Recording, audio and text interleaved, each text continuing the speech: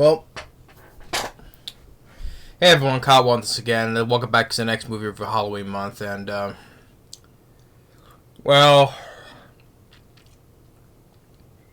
like I say about this film, I saw this like twice back then, to rewatch, but now watching this again, this film still sucks, and it just shows a complete how the lack of the creativity of what the original trilogy did, Of course, what we're talking about is the 2013 remake, or whatever, reboot of Evil Dead. Now, I'm gonna hold off on reviewing the original trilogy till next time because I enjoy first of all, I highly enjoy the Sam Raimi's original trilogy of Evil Dead. The first one is classic. Second one I did enjoy, had fun with it. Army of Darkness I also enjoyed. It was also very fun too. So I'll just hold off on the trilogy too, so I can have a good, feel really good about reviewing it. Though I just want to follow up with reviewing these shitty ones, So Sam Raimi's Evil Dead trilogy will be for another time. For now, I want to talk about the shitty ones that I don't think. So with this one, okay. Of course, after this, when I'm reviewing this, of course, what's going to lead up to for the film that came out this year, which is I think it's really much worse. This I find even worse because this has no originality or creativity at all. But I'll get to that when I finish with this. But anyway, Evil Dead Rise, fuck this film. Kiss my ass. But this can also kiss my ass as well because, okay, why this film had to be made? Just because, because it's changing from a male lead like Bruce Campbell, memorable character as Ash Williams. Now when we think of Bruce Campbell in real life, maybe he's a dickhead or wherever he is in real life, but as far as he portrays Ash, he did a really good job from that trilogy. Now, sadly, I'm not a fan of that TV series, Ash vs. Evil Dead. Sad to say, not a fan of that show. That was just disappointing beyond belief, But for the original trilogy, Bruce Campbell did a good job as memorable as Ash. It's very rarely where in horror films where in slashers and stuff like that where the lead is a guy, right? Look at The Collector and The Collection in Josh Stewart, playing as the character Arkin. I forgot the guy's name, but from Friday the 13th, the final Friday, Jason Goes to Hell, the final Friday, right? Of course, with Ash, of course. But it's very rarely where you get a lead guy in a horror film, or let alone a slasher film, right? It is that very kind of rare, because most times it's always the final girl, But of course, there are final girls I like. Amy Steele from Friday the 13th Part 2. I really enjoyed her. I think she's one of the better final girls especially the Friday the 13th series. But a lot of times it's always, and a lot of times, especially when they change it from the male back to the female, it makes it like a typical slash film, right? Especially with here in Evil Dead, right? Or even go to the Hitcher remake, with C. Thomas Howell in the original. Of course, they had to switch it to a female, of course. Of course, that remake, especially the lead girl, Sophia Bush, whatever her name is. She was a shit lead anyway. But there was the point, I was just trying to change, but no, I'm not trying to be sexist at all, I'm not, okay? It's just that, hey, I like strong women too. Like I said, Amy Steele from Friday the 13th Part 2, or what was her name, from Friday the 13th Part 7, the New Blood, who had the telekinesis, right? Or, of course, with Ripley from Aliens, and Sarah Connor, Linda Hamilton from Terminator. I'm like strong women, especially there's a lot of strong women, girls I like in anime, So I'm not being sexist at all. I'm just pointing out that it always has the switch, but it's always very rarely we have a lead guy in a horror film like this, When it comes with this film, it kind of takes away that like a little bit of edge to it, Of course, it has to be the final girl, instead of like someone like Ash, though. But okay, but the fun of the film is okay. This film came out. It did make money, made close to 100 million worldwide, and 63% Rotten Tomatoes. I don't get, let alone a 6.5 on IMDb. I don't get that either. I will not understand that. But funny thing is, Evil Dead Rise, that one, is like the highest rating in that series on Rotten Tomatoes. It's an 84% on Rotten Tomatoes. Why does this film get like pretty much the highest rating on Rotten Tomatoes? And little, this made the most money of all, of this entire franchise. Why? I have no idea. But anyway, and this director of this film is Fede Alvarez. He's the guy who later, a few years later, he will later go on to direct Don't Breathe, which I didn't mind Don't Breathe. I mean, I think Stephen Lang did a good job as the blind man, and of course, the lead girl, Jane Levy, will go on to later star in Don't Breathe. But yeah, but I did not mind that film. I mean, of course, I didn't like the whole thing with the whole turkey baster. You know what I mean, right? So, but I didn't mind Don't Breathe. It's just I do think it's better than this, though. But that's not saying much.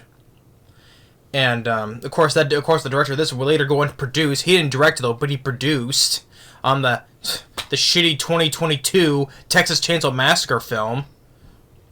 I ain't talking about that movie, no. But okay, yes, probably if anyone for horror fans, you'll probably the only thing that has has one of the things, the big things that's going for this film. It has good gore. Yes, I would agree. It has very good gore. I would agree on that.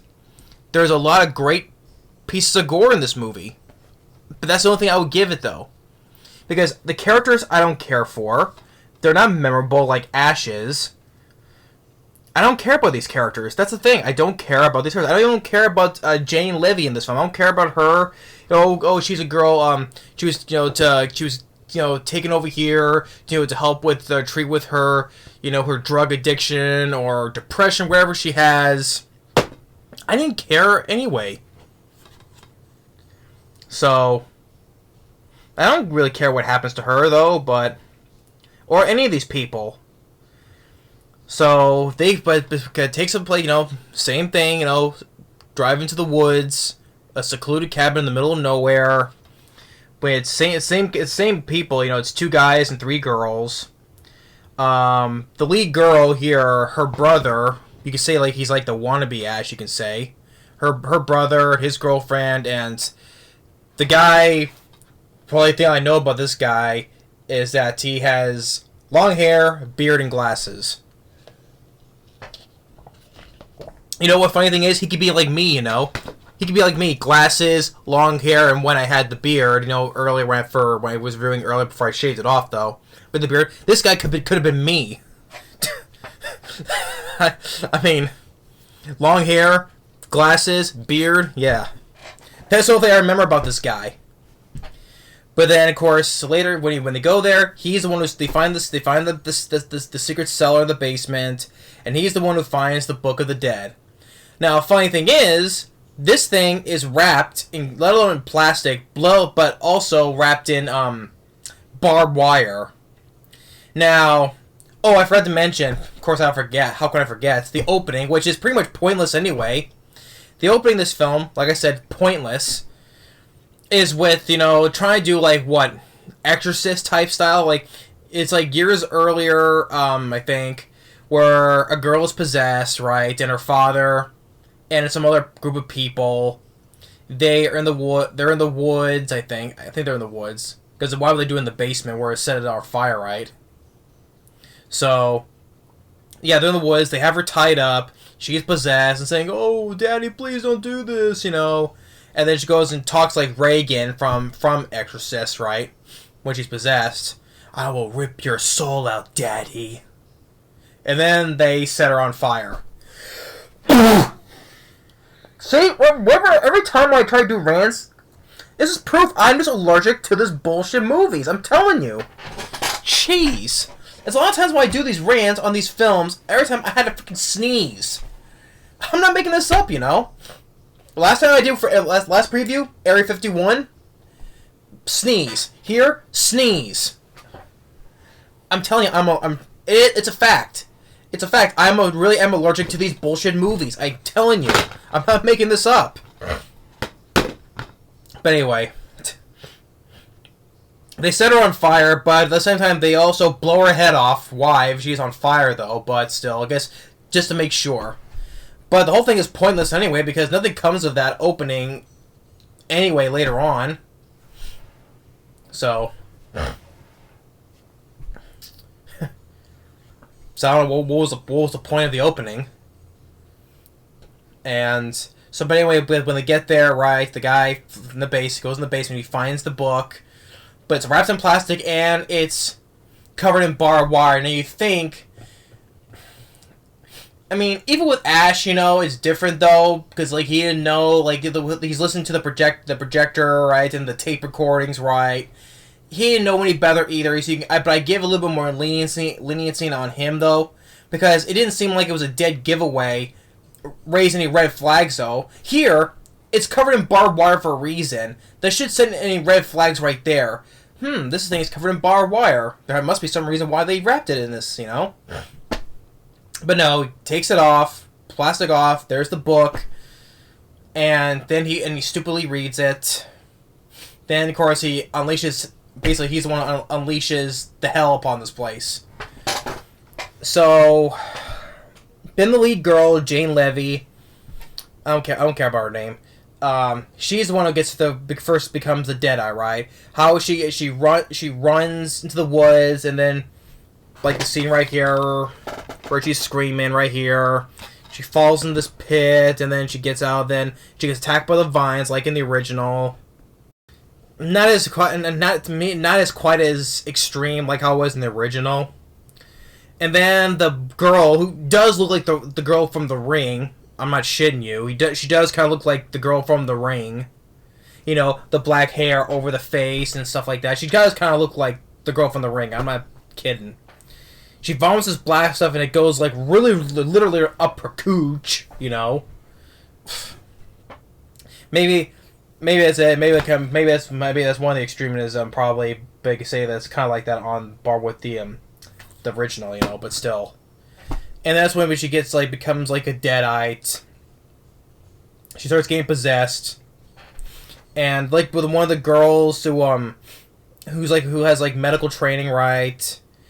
She attacks her, and sticks her with a needle, and then eventually when she gets possessed, I mean, you get some good, like I said, you get really good pieces of gore, like with the girl with the medical training, right? First, she pisses herself, and then he starts peeling like chunks of her cheek off, which is, like I said, good bits of gore. I will keep on saying this. This film has great gore in this film, but that's the only thing that's going for it, though. But like I said, she's peeling bits of her cheek off with, I think it was a glass or whatever, and that's when she starts getting possessed. And then with the girl who's Jane Levy, with the other girl we see with the box, of course, the scene with the box cutter, you know, cutting her tongue in half. Good, like I said, good gore. Still giving it that. And then when she gets locked in the cellar, that's when you get this scene where she's in the cellar, you know, talking gibberish or whatever. It doesn't have the same impact to how it was from the Deadites in the original. And just like the lack of creativity I have from what made Sam Raimi's original trilogy so good, you know. Not only with Ash is feeling sorry for Ash and his friends that are all dead, right? Especially his girlfriend and stuff, right? But all the stuff that's happening all around him, you know, like in what it was 1-2, when everything is like going crazy, like all like the furniture and the deer head, everything starts laughing at him, you know, and just like imagination, you know, which I give Sam Raimi a lot of credit, you know, for especially doing with a low budget movies, and show what he did, you know, especially the first one was the most low budget. Evil Dead 2 had like 1 or 2 million budget, but still, it showed he had creativity and imagination. What he can do with Ash in the situation, gets all these deadites and him trying to get out of the situation, And eventually when he had to cut his hand off and then use it as a chainsaw, and with the shotgun, and it was fun, Here, I don't see none of this. Girl in the cellar, like how it was supposed to be like in the original, and then the guy with the, the one who started this whole thing, the bearded long hair guy, he's the one who gets beat up the most. Staples and cuts and stuff, he's the one who gets beat up the most. I'm like, yeah, I don't blame him. He's the one who started this whole thing. Then other girl's possessed, and then the lead girl's brother shoots. I guess shoots her arm off. No, the other possessed girl. I guess that's what kills her. Like, just blows her arm off, and that's what kills her. Although, because there is a scene in the trailer where he has a chainsaw and he's cutting her up to pieces. That was cut out. So I guess the whole thing was too extreme for an NC-17 rating. That's why they cut it down a bit. But still, it's still too much of the gore and all that stuff, though. Like, because there's a scene reason that he has the chainsaw and he's cutting her to bits. That was scene that was cut out and you see in the movie. But and then the other guy, he eventually dies from his wounds, and then he gets possessed too.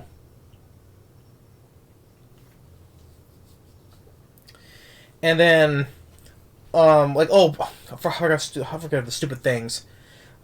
The stupid, and one part, a stupidity thing. The thing was before when the girl was attacked by the trees, right? Because she doesn't want to be there, and she goes and takes the car keys.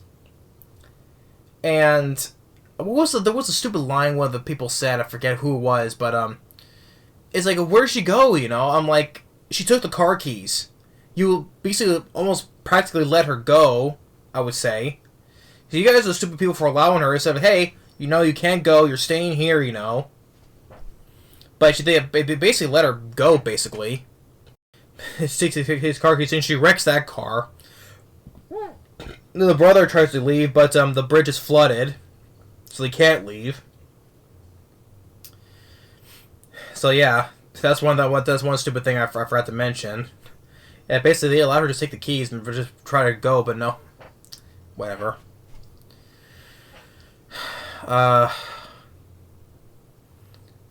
So then after that, the brother tries to help her. He brings her back because he buries her and allows her to get struck by lightning, and that brings her back, being back to normal. So she's perfectly normal now. I guess her tongue just healed back to the way it was. Look, she's no longer a deadite, though. Do you still think you think her tongue is still split in half? Whatever. But she's back to normal, and then the brother, the possessed guy slits his throat, and then he dies, and then when he gets possessed, I think, or did he get possessed? I forget. I don't care. But so now she's by herself, and she's get attacked by the girl who looks like the Ring. And this is when, once again, lots of good practical gore in this film. When it starts raining down blood, that's like the best. That's like the best gore in the movie. When it starts raining blood down, I really enjoy that. Like, I enjoy the gore in this film. But the thing is, there's a lots of other horror films that I've seen that has good gore. It's nothing new, nothing special. Yes, it has really good gore. I would give it to. Whether it's makeup of the face peeling, the tongue, or when it's raining down blood, or blood splatter everywhere. It has really good gore. But like I said, I've seen a lot of other horror films that has good gore, though. It's not enough to save the movie. What's enough for a film to work is either with characters and story-wise. Those are the two main things that makes the film enjoyable. Not just because of gore alone, but with characters that you're supposed to like and story-wise. I don't care about any of the characters. That's the problem. If I don't care about the characters, then why should I care about this movie anyway? Especially it's a remake of a classic, like Evil Dead. has no imagination or creativity at all. So why should I care about any of these characters, let alone the film itself? Oh, it has good gore. So what? That can't save the movie. But anyway, after the good gore of raining blood, and then she fights the girl from the ring, and the car topples over, lands on her hand, so she has to yank her hand out, tears it off, and then she fights the girl with a chainsaw and splits the evil girl's head in half. Once again, really good gore. That's the only thing that I give the film praise for is its gore. But like I keep on saying, I'm just repeating myself like a broken record here. Good gore does not save the movie, like I said, and that's where she's saying this scene where she's walking on her own with her hands like this because she has no hand now. She's now walking on her own now. And then after the credits, you get this pointless cameo from Bruce Campbell where he's like this, and he turns to the screen and says, "Groovy." Just because he's an Evil Dead, he had to put a random useless cameo in it just because he was in Evil Dead. I know. But yeah, he's like this, and he goes and turns and says, "Groovy." Sorry, this film ain't not that groovy at all. It's not groovy at whatsoever.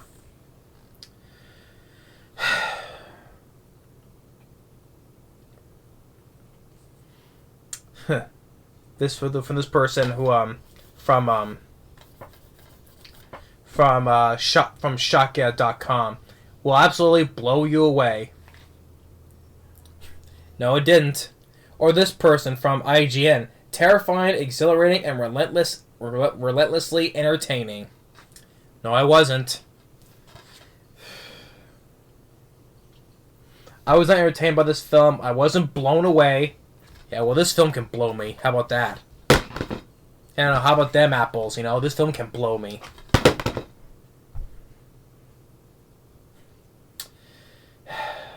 So yeah, I've seen it. I saw this a couple times before. Tried to get into it. I couldn't. This is the last straw for me. I never want to watch this movie again. I don't. I never want to see this film again. Good gore. That's all. Good gore can't save the film. But what else? Music. Nothing new. The cast. Don't care. And it has just total the lack of originality and creativity. And the guy who's stupidly one who caused this whole thing, yeah, it's covered in barbed wire, it's wrapped in plastic, covered in barbed wire, there's a reason for it, but no, he's just like, barbed wire? Nah, I'm not gonna think nothing, I'm just gonna open it, look at it, and then stupidly read it.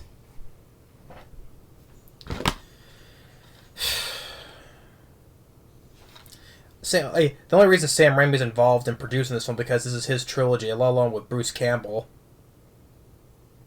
That's the only reason why they're involved with this. Otherwise, if they did without his approval, they would have been sued probably.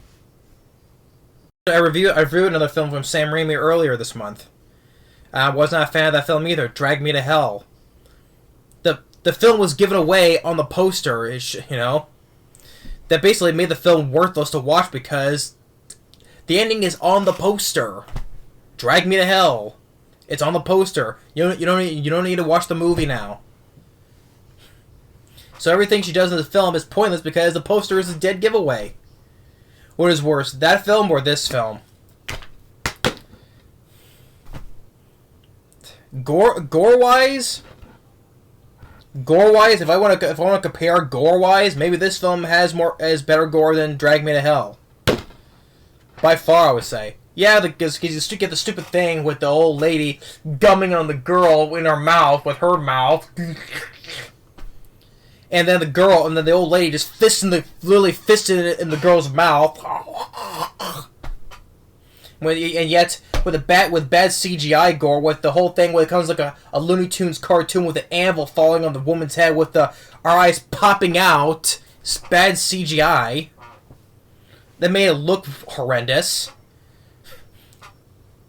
And what else? The girl, the lead girl, she gets a a nosebleed that runs like a water hose, and her boss stupidly saying, "Yeah, you saw her. She just water hosed you with blood." And all you can say is, "Did I get him in my mouth?"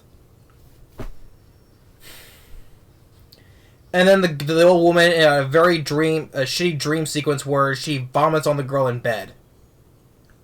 That's pretty much about it. So, yeah, if you want to say gore-wise comparison from that's involved with Sam Raimi, yeah, this film has better gore than Drag Me to Hell. Whoop-de-doo, you get 1 brownie point. There you go. So, but if you think I'm pissed off of this film, no. This is fucking worse. This is fucking worse, which I don't understand the praise for this film. I don't. To me, that is worse. But still, this film still sucks anyway. So yeah, so that's the 2013 remake of Evil Dead. The film still sucks. I never want to watch this again. I watched it enough now for one lifetime. I never want to watch it again. If you want to hear if I want to hear my own thoughts on this film, I can just watch my own review of this. So I'm talking right now. But I never want to see this film again. I've washed my hands of this film. I'm done with the film.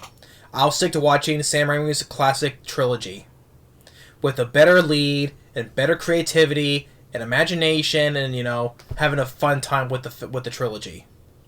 And one thing, I forgot to mention one thing, is I think this film lacks is with the use of the camera angles. Like how with the ending of the first Evil Dead, with the camera angles is going through the woods, through the house, and end up attacking Bruce Campbell.